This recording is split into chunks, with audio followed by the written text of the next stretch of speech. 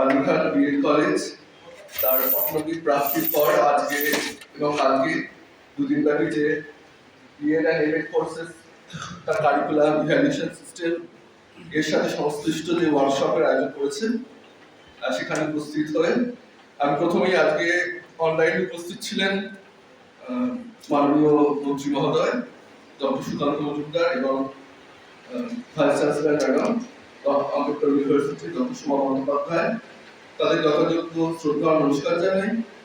এই কলেজের সাথে সংশ্লিষ্ট যারা আছেন ফ্যাকাল্টি মেম্বার যারা আছেন ডায়াসে যারা উপস্থিত আছেন বিশেষ পার্সন যারা আছেন কেউ কেউ ছিলেন অন্যত্র গেছেন সকলকে যথাযথ শ্রদ্ধা নমস্কার এবং স্টুডেন্টরাও আছেন তাদেরকেও শ্রদ্ধা নমস্কার জানাই। তো কি নিয়ে ওয়ার্কশপ হচ্ছে কারিকুলাম কি ওয়ার্ড বলে কিছু কথা আমি তোমাদেরই বলছি, আমি সরাসরি তুমি সম্বোধন করছি। কি ওয়ার্ড জানো তো? কি ওয়ার্ড পেপারে থাকে, কি ওয়ার্ড যেগুলো বারবার রিপিটেড হয় বা যেগুলো খুব গুরুত্বপূর্ণ পেপারে সেগুলো কি ওয়ার্ড বলে। এখানে সারাদিনে মোটামুটি যেটুকু শুনলে তাতে কারিকুলাম ভ্যালু বেসড এডুকেশন ইত্যাদি অনেক শুনেছ, বড়রা বলেছেন। এগুলো মোটামুটি যেটুকু শুনেছো তোমাদের পক্ষে যথেষ্ট। আমরা এগুলো তো রিপিটেশনে যাচ্ছি না, ঠিক আছে? দুটো কথা বলতেই হয়। আসলাম সকলকে ধন্যবাদ দিলাম, অবশ্যই গেলাম, তাই জন্য দুটো কথা বলছি।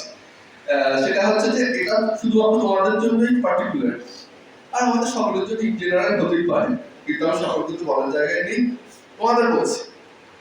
সেটা হচ্ছে কয়েকটা জিনিসের নজর দিও। জিনিসগুলি কি আমাদের দৈনন্দিন জীবনে চলার পথে যে পথেই আছে তোমরা ছাত্র, কেউ প্রশাসক, কেউ শিক্ষক, আর এই কম্পিউটার ছাত্র সকলেই সারা জীবন ধরে তো শেখার শেষ নেই, তাই ছাত্র সকলেরই আছে, অন্তত থাকা উচিত। তো এই ছাত্র জীবনে অফিসিয়ালি ফর্মালি যে ছাত্র জীবন কিছু সমস্যা আমাদের কাছে প্রাচীন হয়ে দাঁড়ায় সাফল্য লাভের ক্ষেত্রে, যে কোনো মানুষের ক্ষেত্রে। বলতে পারো তোমরা যে কোন সমস্যাগুলো? আমি একটু করে দিচ্ছি আর বলে দিচ্ছি যেটা সময় কম। প্রথমত হচ্ছে মনঃসংযম, কনসেন্ট্রেশন। অনেক ক্ষেত্রে আমরাই বলি যে কনসেন্ট্রেশনের বড় অভাব, অর্থাৎ বুঝতে পারছি যদি একটু বসে দিতে পারতাম হয়তো ভালো কিছু হতো। আমি কিন্তু এক্স্যাক্টলি কনফাইন্ড থাকছি না পড়াশোনার ব্যাপারে, আমি ব্যাপারটাকে আরো ছড়িয়ে দিচ্ছি। উপায় কি? সমস্যাটা বুঝলাম, উপায়টা ওই তোমাদের পেছনে দেখছো একজন ছবি আছে, দেখছো? দেখো ওনার নাম কি? আমি ওনার দেখার পথে সমস্যা সমাধান করছি। মন বসানো যখন আমরা বলি, কনসেন্ট্রেশন মানে তো মন বসানো। এক্স্যাক্টলি দুটো দিক আছে, একটা মন বসানো আর একটা বলতে পারবে তো? গেস করো। মন তোলা, দুটোই জরুরি। আমরা মন তোলাটাকে সরিয়ে রাখি। সাধারণত আমাদের যে বিষয় ভালো লাগে সে বিষয়ে মন বসাতে কোনো অসুবিধা হয় না, খুব সহজে বসে যায়। কারোর ক্ষেত্রে সে বিরাট কোহলির খেলা, কারোর ক্ষেত্রে সিরিয়াল হতে পারে, ভালো মন্দ যাচ্ছে, যেটা ভালো লাগে তাতে মন বসানো খুব সহজ, কিন্তু সেখান থেকে আমরা মন তুলতে পারি। আবার যেটা ভালো লাগে না সেখানে মন বসানোটা কষ্টসাধ্য হয়ে দাঁড়ায়। হয়তো ঔচিত্য বলে মন বসায়, ভালোবাসা অতটা নয়, কিন্তু ভালোবাসা আছে, পরিপূর্ণ ভালোবাসা নেই, কিন্তু সেই সমস্ত বিষয়টাকে মন তুলে দিতে পারে।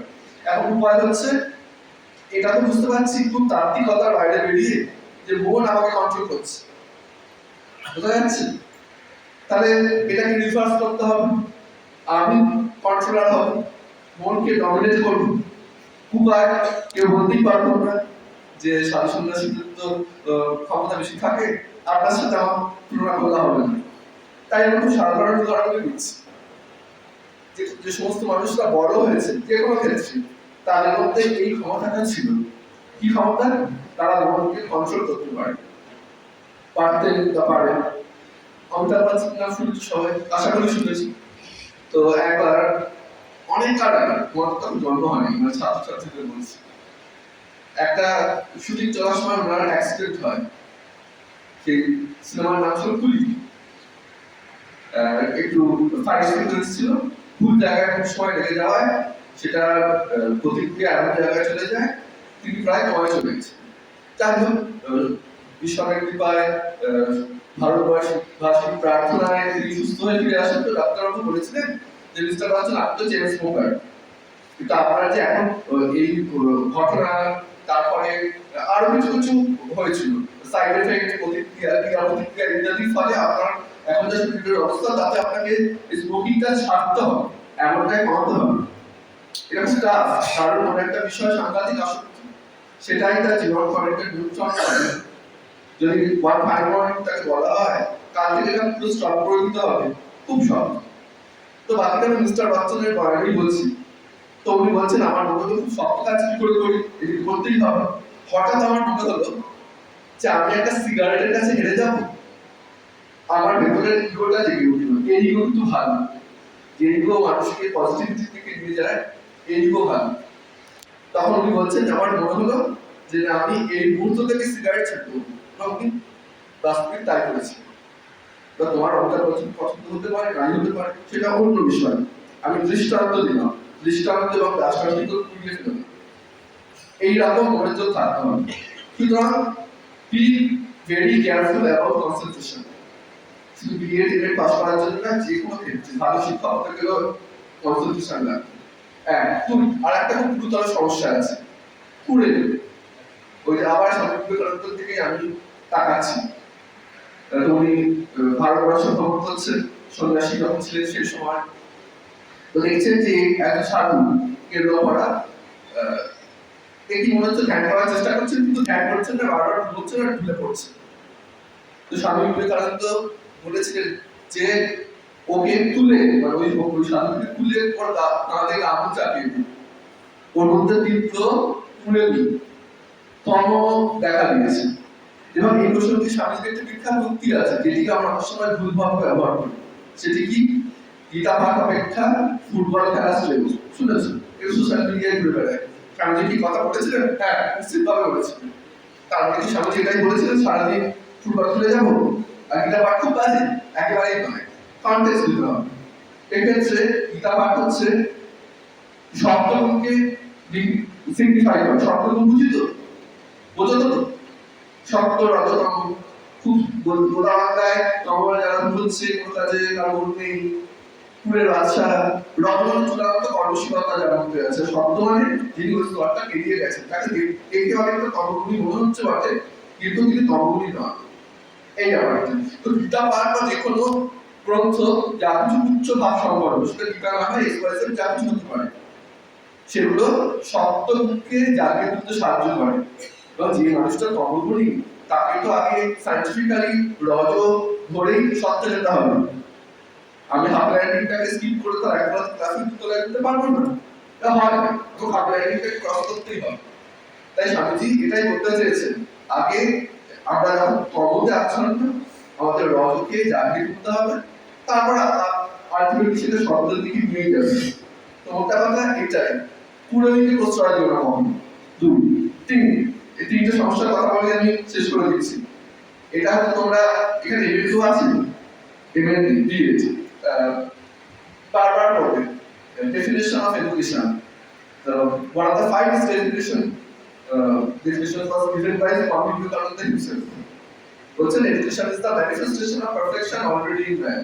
মানুষের মধ্যে যে অন্তর্নিহিত পূর্ণতা আগে থেকেই বিদ্যমান, তাকে জাগিয়ে তোলার নামে শিক্ষা। তাত্ত্বিক পথে তাকে কি আমরা এই করতে লেগে যাবো, পড়াশোনা করবো না? খানিকটা তো প্র্যাকটিক্যাল হতেই হবে। যখন যদি একদিকে থাকতে হয়, আমি সেখান থেকে পুরো সিঙ্গেল ওয়ান আউট করতে পারি। যেভাবে চলছে সবকিছু, তার মধ্যে একটু ভাষা অসুবিধা নেই, প্র্যাকটিক্যাল হবে। কিন্তু গোটা 2 বছরের শেষে যখন বেরোবে, তখন কটা সেমিস্টার দেবে বলতে পারবে? 4টে। তোমরা খানিকটা ওরিয়েন্টেশন পেয়ে গেছো। 4টে সেমিস্টারের শেষে যদি তোমরা দেখো যে 4টে সেমিস্টারে সবকিছু ভুলে গেছো, আবার পরীক্ষা দেওয়ার জন্য আবার পড়তে হচ্ছে, এমএড জন্য আবার পড়তে হচ্ছে।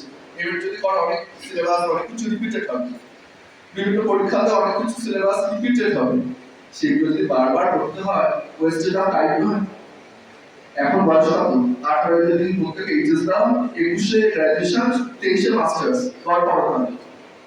তারপর যদি বের করতে আসো তখন 23 প্লাস, শেষ করবো যখন 25, অর্ধেক বয়স চলে যাচ্ছে। সুতরাং সময়কে মূল্যশীল।